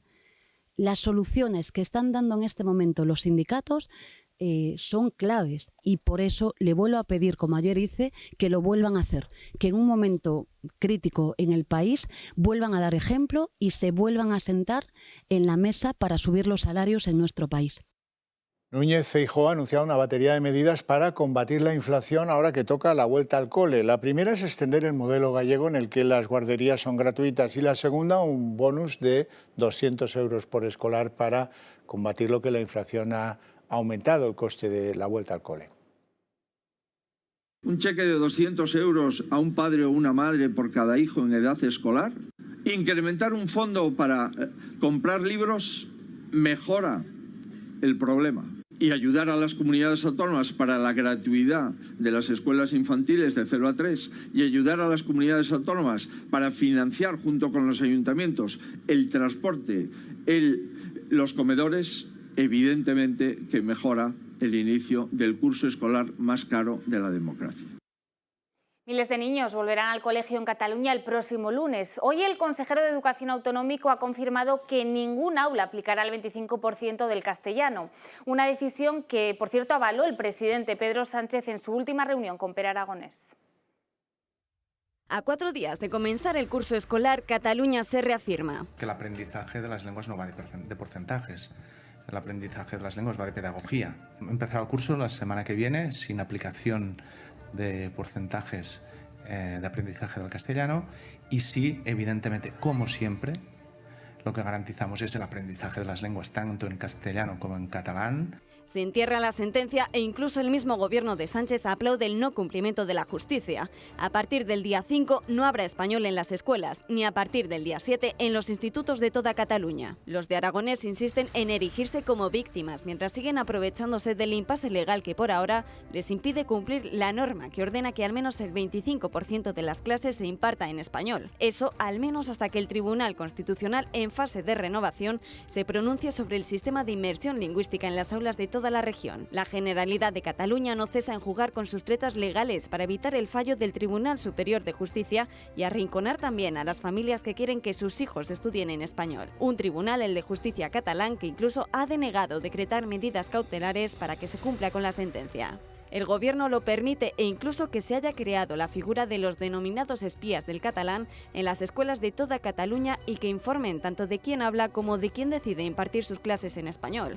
Y mientras los secesionistas, tras su apoyo al decreto de la energía, siguen chantajeando al Ejecutivo para conseguir su independencia. El Partido Socialista sigue escurriendo el bulto y cediendo las pretensiones de sus socios con el único fin de conseguir un puñado de votos. Arranca el curso escolar y destaca incluso que Cataluña es una de las comunidades autónomas que todavía no tiene aprobado su nuevo currículo escolar. Y en página económica, CIMIC, a través de su filial minera CIIS, se ha adjudicado un contrato valorado en 480 millones de euros para realizar la gestión de activos y el mantenimiento de los servicios en el proyecto minero Iron Bridge, situado en Australia Occidental. Los trabajos arrancarán este mes de septiembre y se extenderán los próximos 3 años con posibilidad de extender ese contrato. Bueno, y en Ucrania las tropas continúan su contraofensiva en el sur para recuperar las regiones de Jersón y de Mykolaiv. Desde Estados Unidos confirman ciertos avances y Rusia denuncia que un ataque ucraniano ha dejado sin agua y sin energía una ciudad cercana a Jersón. Hoy a mediodía por fin ha llegado a la central nuclear de Zaporilla el equipo de la ONU que se encargará de verificar el estado de la planta. Lo han hecho con horas de retraso debido a esos bombardeos que todavía hoy se han producido en el entorno. Uno de los 2 reactores, por cierto, que permanecen en funcionamiento, se han apagado esta mañana como medida de seguridad. Bueno, y hoy uno de los oligarcas más famosos de Rusia, fuera de Rusia, es el presidente de la petrolera Lukoil, Ravil Maganov. Este hombre ha fallecido tras caer por una ventana desde el 6º piso del Hospital Clínico Central de Moscú, donde estaba ingresado por una dolencia cardíaca. Maganov había sido uno de los oligarcas más contrarios a la invasión de Ucrania y su muerte se considera sospechosa internacionalmente, sobre todo porque se trata ya del 8º oligarca opuesto a la guerra que muere en extrañas circunstancias desde que comenzara el conflicto hace unos 6 meses. Y Vladimir Putin ha acudido este jueves a despedirse de Mikhail Gorbachev a un hospital moscovita donde falleció el pasado martes. El presidente ruso ha depositado flores en el féretro del líder soviético, aunque ya ha anunciado que no va a asistir al funeral organizado para el próximo sábado. Según su portavoz, su horario de trabajo le impide acudir a la ceremonia. Al contrario que ocurrió con otros exmandatarios, Gorbachev no será despedido en un funeral de Estado. 2 meses después de que Sánchez lo prometiera, hoy han entrado en vigor los famosos bonos gratuitos o semigratuitos de Renfe para que se pueda viajar de esa forma en tren. Hemos acercado a nuestras cámaras a los usuarios para ver qué opinan de cómo va el desarrollo de estos bonos. Día 1 de septiembre comienza la reducción del abono transporte en las ciudades españolas. Algunas, como Madrid o Barcelona, están al 50%, otras entre el 30 y el 40%. Pero, ¿cómo ha afectado esta medida? ¿Muchas colas? ¿Más gente en los vagones? Vamos a verlo. Estamos esperando un poco a que nos den la tarjeta de abono, que sí que hay un poco de cola, la verdad. Sí, hay mucha más gente que en agosto. Hombre, más gente, desde luego. Primer día de descuentos en la Comunidad de Madrid. La gente aprovecha y, en consecuencia, los vagones más llenos. Iba a reventar los trenes, vamos, que no era normal. Un poco más de gente sí se ve. Una bonificación que ya empieza a tener sus problemas, como un incremento en la demanda. Y es que Renfe ya advirtió la semana pasada, es mejor esperarse unos días que hacer colas. Hay gente que ha esperado mucho tiempo para conseguir recargar el abono. Pues sí, hay mucha gente. Habrá que esperar cola. Donde sí he notado más gente ha sido temprano esta mañana en los dispensadores de Atocha. Algunos no podían reservar su abono por internet a las 12 de la noche y han tenido que pegarse el madrugón antes de ir a trabajar. Vengo por una incidencia Por una incidencia porque no ha funcionado bien ni el descuento ni la tarjeta. El QR no se me abría del móvil, o sea que yo ya pagué al banco y hoy por la mañana no pude. Me tocó comprar el viaje de venida. Esta ayuda se aplica solo en abonos. En billetes sencillos no hay ningún descuento. Que pagamos 3 euros ahora, no hemos notado. No hay descuento. Además, el gobierno ha implantado una medida para adquirir el abono de cercanías. Aunque sea gratuito, es necesario depositar una fianza de 10 euros y en los de media distancia de 20. Este dinero se devolverá cuando acabe el servicio gratuito el próximo 31 de diciembre. En Madrid, los ciudadanos se lamentan porque aunque el cercanías sea gratuito, el metro y los autobuses son de pago. Por ello, muy poca gente puede ir gratis. Con esta medida se pretende que usemos menos el coche y más el transporte público. Veremos qué repercusión tiene en estos 4 meses. Por de pronto, el primer día deja vagones llenos y largas colas. Y hoy, 1 de septiembre, miles de españoles se han incorporado a su puesto de trabajo. Las prisas y los madrugones se le han atragantado a más de uno. Se va el verano y regresan las prisas, los horarios y la temida vuelta al trabajo. Complicado, cuesta volver a arrancar. Consulta un poco el correo para saber qué me espera y esperemos que sea leve. Mal es que la gente al volver de vacaciones lo pase bastante mal y esté un par de semanitas fastidiada. La apatía y el malestar general se vuelven una realidad y es que el fin de los días de descanso provoca que cerca del 40% de la población sufra el síndrome posvacacional y la vuelta a la oficina se haga muy cuesta arriba. Hemos cambiado horarios, hemos cambiado rutinas, nos hemos oxigenado, que eso es muy importante a la hora de volver al entorno laboral, pero también es cierto que esa vuelta al trabajo pues se recomienda, todos los expertos pues convergen un poco en recomendar que sea progresiva. Aunque con la llegada de septiembre también regresan los objetivos y entre ellos recuperar la forma física está a la orden del día. La culpabilidad por los excesos también renace y los nutricionistas perciben un aumento de consultas para retomar unos hábitos de alimentación saludables. No tenemos que ver la alimentación como picos de septiembre, pico de enero, pico de junio, previo a vacaciones, digamos, o post cuesta de enero, sino como una excusa, tener este septiembre como excusa para cuidarte siempre. Y en este mismo aspecto, los expertos destacan como consejo fundamental llevar una buena planificación en el día a día, además de ser conscientes de que la alimentación es salud. Preocupación en la bahía de Cádiz por ese buque granelero semihundido en Gibraltar que ya ha empezado a vertir combustible. De momento hay una persona detenida que podría ser el capitán del buque. Bueno, y hasta aquí el día en 30 minutos. Les esperamos mañana a la misma hora, a las 9 en punto. Y les dejamos ahora con Sandro Meco, con En Dos Continentes. Hasta mañana.